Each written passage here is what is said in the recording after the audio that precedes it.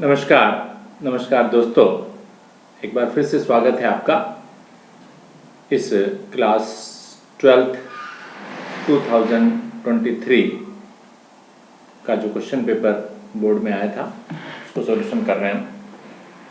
तो 20 क्वेश्चंस तक हमने लास्ट वीडियो में कर लिए थे। तो आइए अब बढ़ते हैं सेक्शन बी की तरफ। Very short answer type questions which are of 2 marks. तो आइए कुछ इंटरेस्टिंग क्वेश्चंस जो आपके सामने हैं देखते हैं। राइट डोमेन एंड रेंज, जिसे हम प्रिंसिपल वैल्यू ब्रांच भी कह रहे हैं, of the function tan inverse x। तो देखिए बड़ा सिंपली हम इसको समझाने की कोशिश कर रहे हैं आपको। तो अगर आप tan इनवर्स x को ग्राफिकली देखें तो tan इनवर्स x को हम ये लिमिट बांध देते हैं। ये आपके पास π/2 और ये नीचे -π/2। और अगर हम इसको ग्राफिकली शो करें तो कुछ इस टाइप का ग्राफ इंफिनिटी की तरफ बढ़ता हुआ, लाइक दिस। टच नहीं कर रहा है इसे। तो आप देख रहे हैं ये जो ये एक्स एक्सिस आपके पास है विच इज द डोमेन, और ये वाई एक्सिस पर आगे इसका रेंज। अब रेंज तो आपको दिखाई दे रहा है -π/2 और +π/2 के बीच में है, जबकि x की वैल्यू +∞, इधर -∞, जिसे हम कंप्लीटली r बोल सकते हैं। तो बड़ा सिंपल सा आंसर हो गया अब इसका कि domain of f is r। r का मतलब फ्रॉम -∞ टू +∞, कुछ भी ले सकते हैं, जबकि range of this function is from -π/2 to +π/2, -π/2 to +π/2 आपके पास इसकी रेंज आ जाएगी। तो बड़ा सिंपल सा आंसर आपके पास हुआ इसका, right? Correct. Now come to the another question 22। इसका either this or this, दोनों में से एक करना था आपको, लेकिन हमें दोनों कराने हैं आपको। फर्स्ट वाले पार्ट में पूछा डिफरेंशिएबिलिटी। अब एक फंक्शन गिवन है, उसकी डिफरेंशिएबिलिटी के बारे में आपसे पूछा और बोला show that this is not differentiable. अब not differentiable mean the right hand derivative and left hand derivative. और कौन सी पॉइंट पर? ये जो पॉइंट है ना जहां पर एक सेपरेशन हो रहा है दो फंक्शंस का, उस पॉइंट पर आप चेक कर लीजिए। और उसी पॉइंट की बात की उसने एट x = 1। तो we find the left hand derivative as well as the right hand derivative. तो first of all we start with the left hand derivative at x = 1, or we can say f dash, यहां एक negative sign लगा दीजिए, और 1 जो show करेगा 1 से कुछ लेस, इसलिए हम 1 का लेफ्ट हैंड डेरिवेटिव बोल रहे हैं। लिमिट बोलिए h approaches 0 -f 1 + h -f(1) divided by h.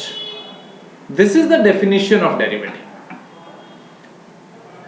अब ये आपके पास 1 + h हुआ और h के बारे में बोला 0 से लेस यानी नेगेटिव।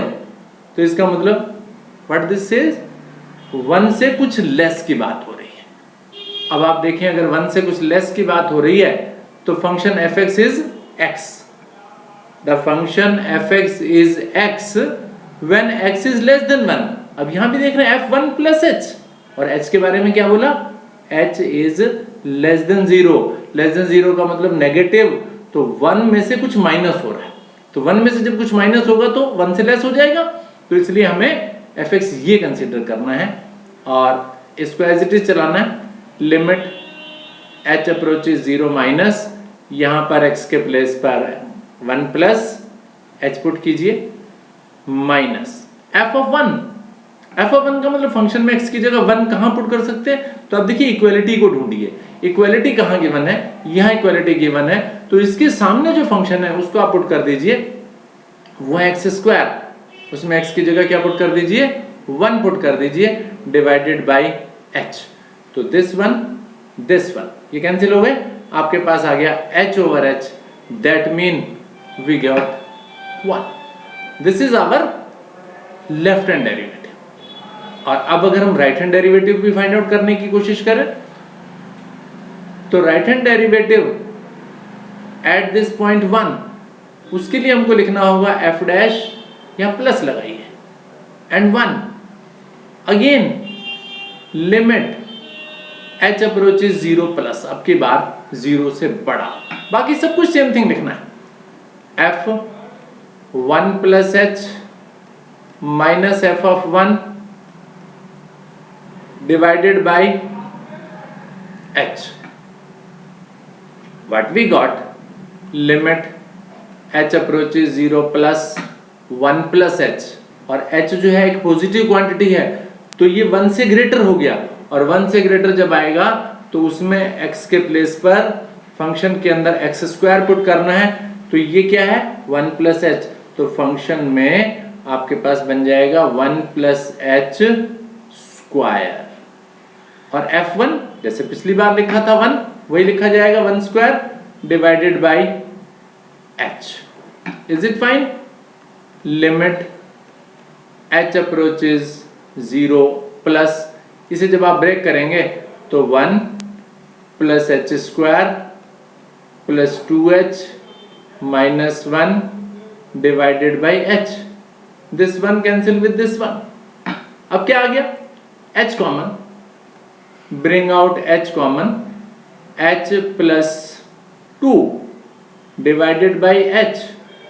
लिमिट भी आपको लेना है, h अप्रोचेस 0 प्लस, h से h कैंसिल हो गया.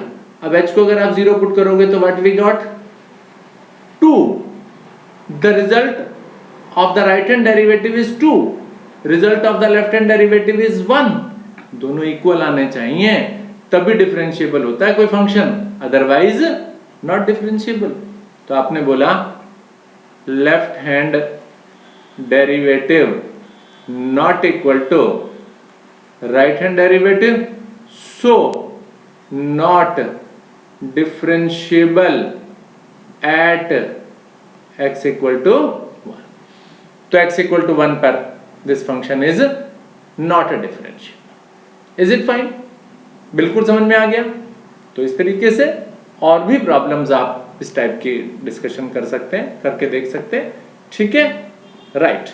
चलिए बढ़ते हैं अगले क्वेश्चन की तरफ.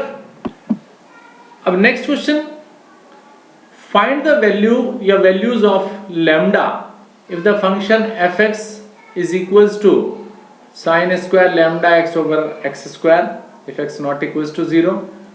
If x equals to 0, then the function value of the function is 1, is continuous at x equals to 0. तो कंटिन्यूटी के लिए चेक करना है at x equals to 0. तो कंटिन्यूटी के लिए सबसे पहला काम तो आपका होता है कि आप इसका लिमिट फाइंड आउट कीजिए. Limit x approaches 0 of the function sin square lambda x divided by x square. अब इसका लिमिट आप जानते हैं कि sin t अपॉन t 1 हुआ करता है. Limit t approaches 0 sin t upon t, that is equals to 1. Limit t approaches 0 sin t upon t, that is equals to 1. तो उसका यूज करेंगे। तो सबसे पहले आपको उस फॉर्म में कन्वर्ट करना पड़ेगा इसे। तो क्या लिखा है आपके पास? आपके पास लिखा है साइन लैम्डा एक्स। तो पक्की बात है अपॉन में भी आपको लैम्डा एक्स करना पड़ेगा। और लिमिट आपको लेना पड़ेगा एक्स या lambda x approaches 0 and whole square of this. तब ये जाकर के कहीं आप 1 लिख पाएंगे। ऐसा तो लिखना ही पड़ेगा आपको। तो अब जब ऐसा लिखेंगे तो आप देखें कुछ एक्स्ट्रा लिखा गया। यहां पर क्या आ गया? लैम्डा स्क्वायर एक्स स्क्वायर, लेकिन था तो एक्स स्क्वायर ओनली। तो यहां पर आपके पास क्या आ गया? Lambda square and this become 1। तो result is 1 square into lambda square. तो value of the limit is lambda square. और आपको बोला गया कि continuous at x equals to 0 अगर हो तो उस कंडीशन में this limiting value as well as the direct value, आपने कहा as fx is continuous at x equal to 0, that mean the limit x approaches 0 of fx will be equal to f of 0. This is the definition. और इसका limit का value आपने कितना निकाला? Lambda square. और ये वैल्यू कितना है? 1. It mean lambda square equal to 1। That mean lambda will be plus minus 1। तो लैम्डा का वैल्यू +1 भी चलेगा, -1 भी चलेगा, दोनों आप ले सकते हैं। तो ऐसा था ये क्वेश्चन, सिंपल, कोई प्रॉब्लम नहीं, इजिली कर सकते हैं आप इसको। आइए नेक्स्ट क्वेश्चन की तरफ बढ़ते हैं। Next question 23rd। Sketch the region bounded by 2x plus y equal to 8, y equal to 2, y equal to 4 and the y-axis, and hence obtain the area using the integration। तो सबसे पहले तो आपको sketch करना है इसको। आइए sketch करते हैं इसको। ये मेरे पास कोऑर्डिनेट एक्सिस हो गए। The equation is 2x plus y equal to 8। अगर आप इसको लिखें तो 2x upon 8 plus y upon 8 and 8 upon 8। That mean x upon 4 y upon 8 equal to 1। यानी ये आपके पास एक लाइन हो गया जो x एक्सिस को 4 पर कट करेगा, 2 3 4, और y मान लीजिए 8 ये है हमारे पास, ठीक है। तो that will be the straight line like this. इस तरह की स्ट्रेट लाइन आप ड्रॉ कर सकते हैं। That is 2x plus y equals to 8। 2x plus y equal to 8। Then y equal to 2, 1 and 2. This line is y equal to 2 and y equal to 4 here.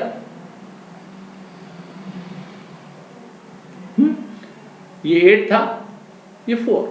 This is 2. Now आपसे क्या बोला गया? ये आपके पास line का equation था, ये y equal to 2 है, ये y इक्वल टू 4 है, and this is y axis. Sketch the region. ये रीजन आपने स्केच करना था। This is the region which is between 2 and 4, and after that we have to find out the area using the integration. Now the area integrate between 2 and 4। अब ये 2 and 4 आपने limit लिया, कहां पर लिया?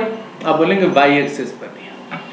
तो y एक्सिस पर अगर आप लिमिट लेते हैं तो आपको यहां लिखना होता है x इंटू dy, ठीक है। अब ये x कहां से आने वाला है? वो जो लाइन का इक्वेशन है ना, उससे x का वैल्यू निकाल लीजिए। ये जो लाइन का इक्वेशन है, इससे अगर मैं x का वैल्यू निकालूंगा तो 8 minus y upon 2। Therefore the area integration between 2 and 4, 8 minus y upon 2 and then dy, right? 1 upon 2, अब इंटीग्रेट कर लीजिए। 8 का इंटीग्रेशन 8y, y का integration y square upon 2 and the limit between 2 and 4। Now substitute the limit. 1 upon 2 outside 4, 32 हो गया। y के place पर 4 put करेंगे, upper limit minus 16 upon 2, 4 square upon 2, 16 upon 2 that is 8 minus, then 2 put कीजिए, 8 into 2 that is 16 minus 4, 2 square mean 4 upon 2 that is 2। Is it fine? Then 1 upon 2, this is 32 minus 16, which gives you 16 here, minus 8 plus 2, that means 10 upon 2,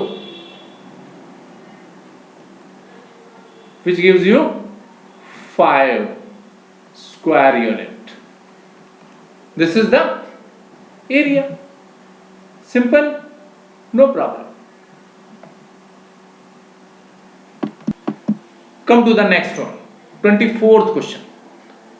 If the vectors a and b are such that magnitude of a is 3, magnitude of b is 2 by 3 and a cross b magnitude is unit vector, then find the angle between A and B, right?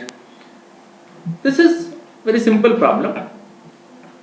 A cross B, आप जानते हैं A cross B, the definition of A cross B आपको बोलेगी magnitude of A, magnitude of B, sin theta and the unit vector n. This is a cross b, लेकिन आपको find out करना है a cross b magnitude. If you take the magnitude here, a cross b magnitude, तो definitely right hand side में magnitude लेना पड़ेगा। ये तो ऑलरेडी मैग्नीट्यूड है, ये भी मैग्नीट्यूड है, साइन थीटा, और ये है यूनिट वेक्टर एन। तो एन का यूनिट वेक्टर, इसका मतलब उसका मैग्नीट्यूड कितना, 1। तो यूनिट वेक्टर n का मैग्नीट्यूड 1 आया, तो that is why we put here 1, right. अब देखो आपको क्या बोला, a cross b is a unit vector, तो a cross b is a unit vector, it mean its magnitude is 1, magnitude of a is 3, magnitude of b is 2 by 3 and sin theta. Now using this sin theta, we can easily find out the value of angle. Sin theta is equals to half, which gives you theta is equals to pi by 6. This is 30 degree भी आप बोल सकते हैं। तो angle का value simply 30 degree आपके पास आ गया। कोई डिफिकल्टी नहीं, बहुत सिंपल प्रॉब्लम है, केवल थोड़ा सा डेफिनेशंस आपको आना चाहिए और आप इजीली इसको फाइंड आउट कर सकते हैं। चलिए एक और क्वेश्चन कर लेते हैं, which is the or part of 24th, either this or this, either a part or the b part. Find the area of parallelogram. Parallelogram का एरिया फाइंड आउट करना है। Sides are determined by a and b. If the sides are determined by a and b, आपके पास एक parallelogram है और उस parallelogram की जो साइड्स हैं they are given by vector a and vector b आपको simply a cross b find करना है, उसका मैग्नीट्यूड लेना है। Area is a cross b magnitude. तो simply a cross b find कीजिए and then find its magnitude. Now how to find that a cross b? We find it here, यहां निकालते हैं। A cross b I, J and K, and 1 minus 1 3, 1 minus 1 3, 2 minus 7 1, right? Then I minus 1 plus 21, then minus J 1 minus 6 plus K minus 7 plus 2. Is it fine? एक बार फिर check कर लेते हैं। This is minus 1 plus 21 minus J 1 minus 6 and then K minus 7 and plus 2. It's fine. This is 20I and then plus 5J and then minus 5K. 20I minus plus 5J and minus 5K. This is A cross B. Now its magnitude, A cross B magnitude mean under the root 20 square, 5 square, negative 5 square. That mean 400 plus 25 plus 25, 450 root. थोड़ा simplify कर सकते हैं, root find out कर सकते हैं, तो you will find the area of the parallelogram whose adjacent sides are given by vector A and vector B। Simple सा problem था। तो इस वीडियो में भी इतना ही रहने देते हैं, आगे कुछ और वीडियोस भी आपके साथ हम शेयर करेंगे। तो thank you for watching this video. Thank you very much.